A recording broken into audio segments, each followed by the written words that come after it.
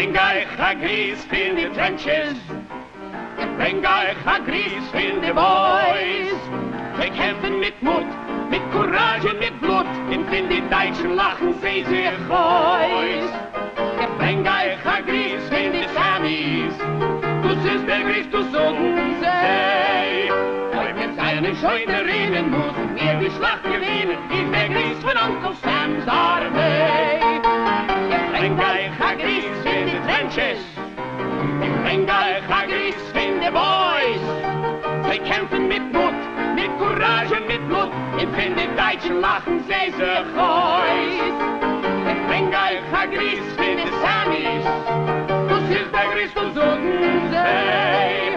Und mit seinen Scheunen reden müssen wir die Schlacht gewinnen. Ist der Gries von Onkel Sam's Armee. With the war, a tremendous hysteria seized the country. The atmosphere was terrible. They hated the Germans, so in the city here, you couldn't say, I want a pound of a can of sauerkraut. You didn't buy sauerkraut. You bought Liberty cabbage. The mayor, a bastard if ever there was one, he said, all signs must not use red paint because we don't want them reds around. You wouldn't even have the color. No red was to be in any of the colors or flags or anything in a school or anything else. Mobs and mobs of people chased the anarchists. The Attorney General was a man named Palmer. And the raids were made against all radical halls and homes of individuals. And they'd get into a place and they'd wreck the office. They'd break the machines. They would arrest people on no charges at all, let them out, then arrest them again. Actually, the Palmer raids were the tail end of this.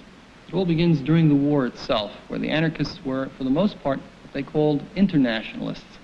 They refused to take sides in the war. They were against war. They considered it to be a capitalist struggle where the workingman was used as cannon fodder for the purposes of imperialism and the spread of their own local interests, business interests.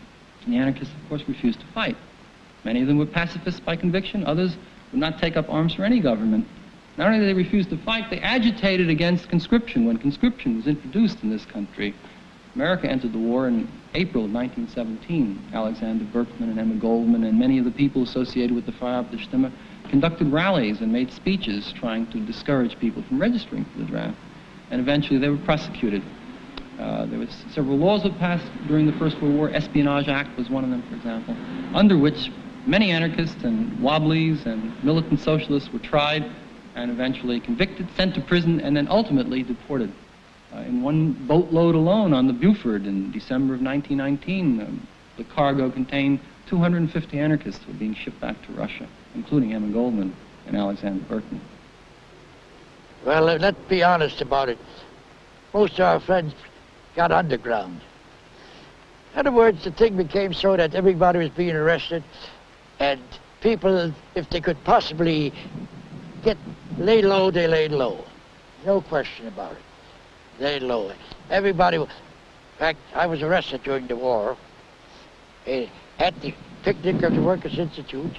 That time I made an anti-war speech. I was arrested and thrown into jail.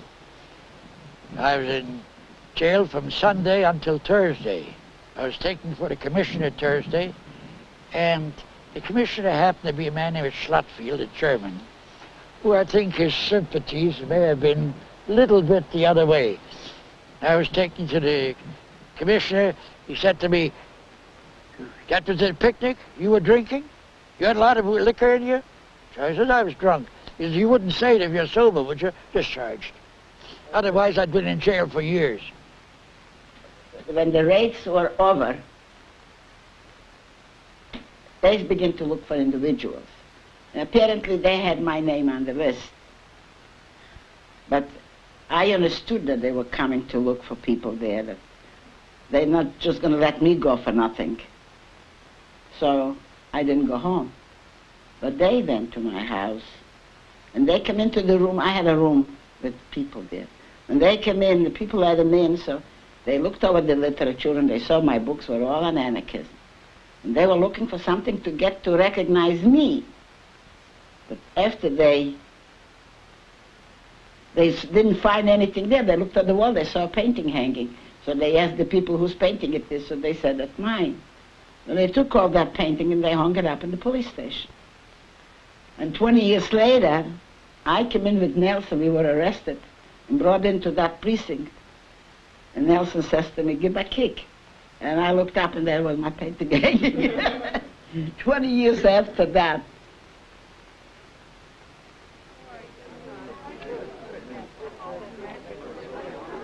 You know there was a guy named Moses. Oh. Yeah. Well, he had a brother. And that brother's name was the name that I carry. Aaron? That's right. Aaron. Right. Yeah, I had it in Yiddish, you see. Yeah. That's the way it's spelled in Hebrew. Selma and I did not marry until a few years ago. Why didn't you marry? I guess because we are anarchists, and we didn't regard a marriage by either by a clerical group or by the state as necessary for our marriage, for our living together. However, as we reached the age of retirement and Social Security, I had heard the stories of other anarchists, of the great difficulties they had to establish their right to Social Security when they were not married. And I thought it would be better to avoid this difficulty and get legally married. I went there with my daughter and her children, and my grandchildren were the witnesses to the marriage that we had. Lynn and Gerald were about 3 or 4 years younger, or 5 years younger, and they were our witnesses. Do you remember the marriage we had? Yeah. One of the most important reasons for the decline of the Jewish anarchist movement and of the whole old immigrant movement, which saw its height from 1880 to 1920, was that they were dying out. And the number of Yiddish readers was dying out in general. As I say, anarchism for them was part of their immigrant experience, that their revulsion against America, in which they couldn't find a place, a comfortable place. They couldn't speak the language. They were being forced to work for small wages in sweatshops, long hours, and so on, so that they rebelled and reacted against this and became radicals and joined the anarchist movement.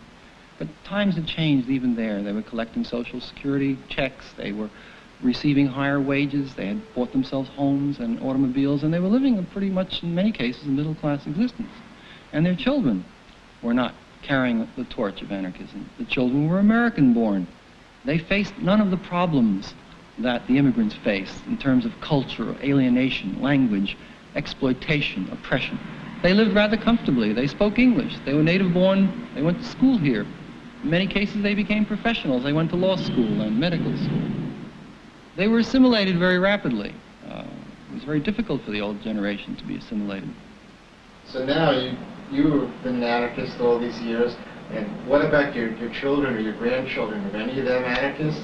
No, you see, they don't now. For instance, my son, he believes in every tier of the anarchists, but he says he wouldn't belong to any group or any, there is none where he lives. And so they pass the life away without being active. He would come, he used to come to the fire, if he do something, he would help out, but none of them. Do you feel that they're really missing something important? Personally, yes, I would like them to. But you see, anarchist movement is not the movement that you have a say, or like the communists, you impose things of your ideas. We don't. We can talk to them, agitated, but we don't impose. So you do as you please. And the same thing was with the kids. They know that I'm an anarchist, and they really respect me and everything. And they'll go with me when I'll ask them, or they'll give me money when I need for the movement. But they themselves, he says, I don't want to call myself an anarchist because I'm not doing anything.